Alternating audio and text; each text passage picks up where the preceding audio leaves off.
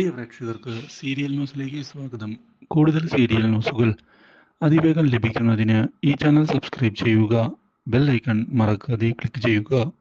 Video ഇഷ്ടമായി എങ്കിൽ like ചെയ്യാൻ മറക്കരുത്. കൺമണിയുടെ അപ്രതീക്ഷിതമായ തിരിച്ചുവരവ് നിനക്കൊരു തിരിച്ചടി തന്നെ ആണ് എന്ന് ആന്റിയമ്മ മാനസയെ ഓർമ്മിപ്പിക്കുന്നു. പക്ഷേ യാതൊരു വിധത്തിലും പേടിക്കേണ്ട എന്ന് വ്യക്തമാക്കുന്ന മാനസ അവളെ ഞാൻ കൂടെ നിർത്തും എന്നുള്ള ഉറപ്പ് നൽകിക്കൊണ്ട് ചെന്നിരിക്കുകയാണ് കൺമണിയുടെ അടുത്ത്. ഇതേ തുടർന്ന് കൺമണിയുടെ മനസ്സിലെ സംശയം കൺമണി ചോദിക്കാൻ തയ്യാറാകുന്നു. എന്തിനാണ് മാനസ മാഡം എന്നോട് ഇത്ര അടുപ്പം കാണിക്കുന്നത്?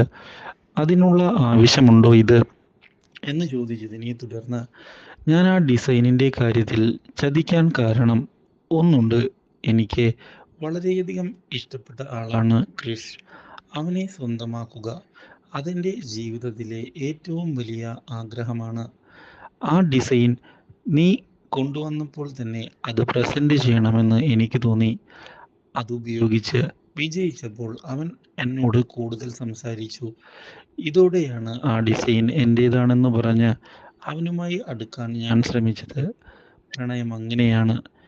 നീ ഒരിക്കലെങ്കിലും പ്രണയിച്ചിട്ടുണ്ടോ കൺമണി എന്ന് ചോദിച്ചതിനെ തുടർന്ന് ഞങ്ങളെപ്പോലെ പാവപ്പെട്ടവർക്ക് പ്രണയിക്കാനൊക്കെ എവിടെയാണ് സമയം?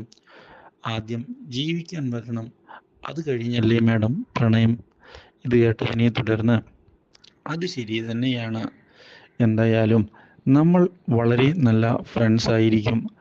ആ കാര്യത്തിൽ ഞാൻ കൺമണിക്ക് ഉറപ്പു തരാമെന്ന് മാനസ വ്യക്തമാക്കിക്കൊണ്ട് അവിടെ നിന്ന് പോയിരിക്കുകയാണ്. ഇതേ സമയം സുജയുടെ മനസ്സിൽ പുതിയ സംശയങ്ങൾ ഉണ്ടായിരിക്കുകയാണ്. തൻ്റെ മകൻ എന്തുകൊണ്ടാണ് കൺമണിയുടെ പിന്നാലെ ഇങ്ങനെ നടക്കുന്നത് എന്ന്. അതുകൊണ്ട് തന്നെ കൃഷിനെ വാച്ച് ചെയ്യുന്നതിന് സുജ തയ്യാറാകുന്നു.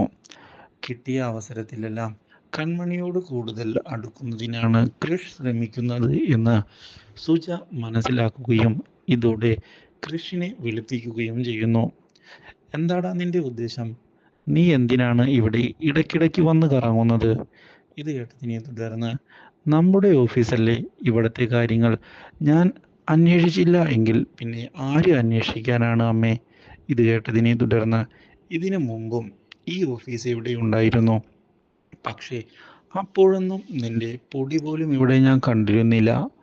എന്നാൽ ഈ ഓഫീസിലേക്ക് ഒരു പെൺകുട്ടി വന്നു, കൺമണി എന്ന പെൺകുട്ടി. അവൾ വന്നതിൽ തൊട്ട് ഞാനിവിടെ മാറ്റങ്ങൾ ശ്രദ്ധിക്കുകയാണ്. നിന്റെ മൊത്തം പ്രവൃത്തിയിലും ഒരു സ്പെല്ലിംഗ് മിസ്റ്റേക്ക് ഉണ്ട്. എന്താണ് എന്താണ് മനസ്സിൽ? ഒന്നുമില്ല അമ്മ, അതൊക്കെ അമ്മയ്ക്ക് തോന്നിയതായിരിക്കും. ഞാൻ അവളെ കാണുന്നത് ഇവിടെ വന്നപ്പോൾ തൊട്ടാണ്. അതിനു മുമ്പ് ഞങ്ങൾ തമ്മിൽ പ്രശ്നങ്ങൾ മാത്രമായിരുന്നു. ഇപ്പോൾ ഞങ്ങൾ ഫ്രണ്ട്സായി. ആ ഫ്രണ്ട്ഷിപ്പ് മെയിൻറ്റെയിൻ ചെയ്ത് മുന്നോട്ട് കൊണ്ടുപോകുന്നു, അത്രയേ ഉള്ളൂ. അല്ലാതെ അവളുമായി ഒരു അടുപ്പവും എനിക്കില്ല. ഇത് കേട്ടതിനെ തുടർന്ന് സുജ പറയുകയാണ്, ഞാൻ നിന്റെ കാലഘട്ടമെല്ലാം കഴിഞ്ഞ് തന്നെയാണ് ഇവിടെ എത്തിയത്. അതുകൊണ്ട് തന്നെ ഇതുപോലുള്ള വിക്രിയകൾ കാണിക്കുമ്പോൾ അത് എന്തിനാണ് എന്നുള്ള കാര്യം എനിക്ക് നിഷ്പ്രയാസം മനസ്സിലാക്കാൻ സാധിക്കുന്നതാണ്. നീ എന്നെ പൊട്ടിയാക്കാനൊന്നും നോക്കണ്ട കൃഷേ. മനസ്സിലെന്തെങ്കിലും കള്ളത്തരമുണ്ട് എങ്കിൽ അത് മാറ്റി വയ്ക്കുന്നതാണ് നല്ലത്. നിന്റെയും മാനസയുടെയും വിവാഹത്തിൻ്റെ തീയതി വരെ അടുത്തെത്തിയിരിക്കുകയാണ്. അതിനിടയ്ക്ക് എന്തെങ്കിലും വയ്യാവേലി വലിച്ച് തലയിൽ വയ്ക്കാനാണ് ഭാവമെങ്കിൽ കൃഷേ നീ അടി വാങ്ങും. പറഞ്ഞില്ല എന്ന് വേണ്ട. കുടുംബത്തിൻ്റെ മൊത്തം അഭിമാനമാണ് നഷ്ടമാകുന്നത്. ആ കാര്യമെങ്കിലും നീ ഓർക്കണം. അതുകൊണ്ട് തന്നെ കാര്യങ്ങൾ വളരെയധികം ശ്രദ്ധിച്ച് ചെയ്യാൻ നീ ശ്രമിക്കണം. കൺമണിയുമായുള്ള സൗഹൃദം നിനക്കത്ര നല്ലതല്ല. മാത്രവുമല്ല, എന്തിനാണ് ഓഫീസിലെ വെറും ഒരു എംപ്ലോയിയായ ആ പെണ്ണിനെ നീ കാണുന്നത്? അവളോട് നിനക്ക് എന്താണ് ഇത്ര സംസാരിക്കാനുള്ളത്?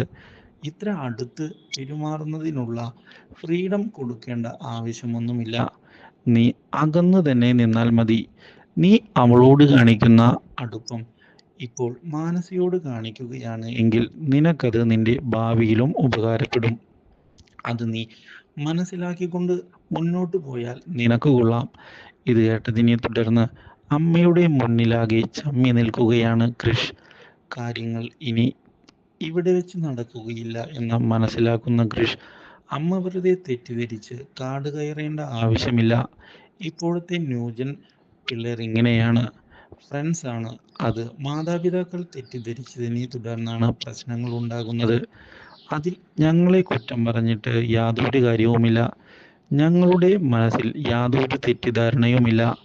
എന്തെങ്കിലും സംശയമുണ്ട് എങ്കിൽ ഞാൻ ഇപ്പോൾ തന്നെ കൺമണിയെ ഇങ്ങോട്ട് വിളിക്കാം. അമ്മ നേരിട്ട് അവളോട് ചോദിച്ചാൽ മതി. അവളാണെങ്കിൽ ഒരു കള്ളവും നിങ്ങളോട് പറയാൻ പോകുന്നില്ല. ഇത് കേട്ടതിനെ തുടർന്ന് സുജ അത് വേണ്ട എന്ന് പറഞ്ഞ് തടയുകയാണ്.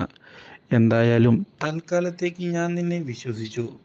പക്ഷേ ഞാൻ പറഞ്ഞില്ല എന്നുള്ള കാര്യം നീ പിന്നീട് പറയേണ്ട ആവശ്യമില്ല. അതുകൊണ്ടാണ് നിന്നോട് ഈ കാര്യമെല്ലാം ഞാൻ ഓർമ്മിപ്പിച്ചു വിട്ടത് എന്ന് വ്യക്തമാക്കിക്കൊണ്ട് സുജ അവിടെ നിന്ന് കൃഷിനോട് പോകാൻ പറയുന്നു. ഇതോടെ കൃഷ് ആകെ ചമ്മിക്കൊണ്ട് ഇറങ്ങി പോവുകയാണ്. ഉടൻ തന്നെ മഹിയെ ചെന്ന് കാണാനാണ് കൃഷ് തീരുമാനമെടുക്കുന്നത്.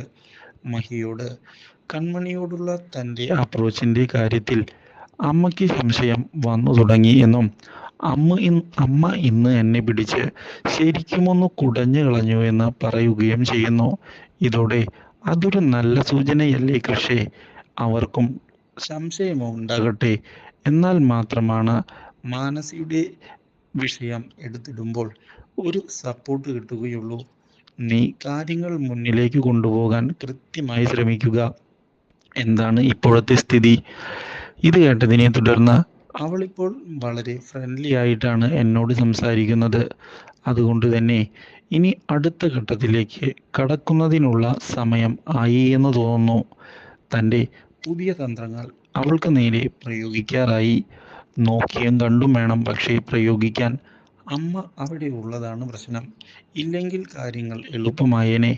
എന്തായാലും നല്ലൊരു അവസരം വരും എന്ന് തന്നെയാണ് ഞാനും പ്രതീക്ഷിക്കുന്നത് എന്ന് കൃഷ് പറയുകയാണ്.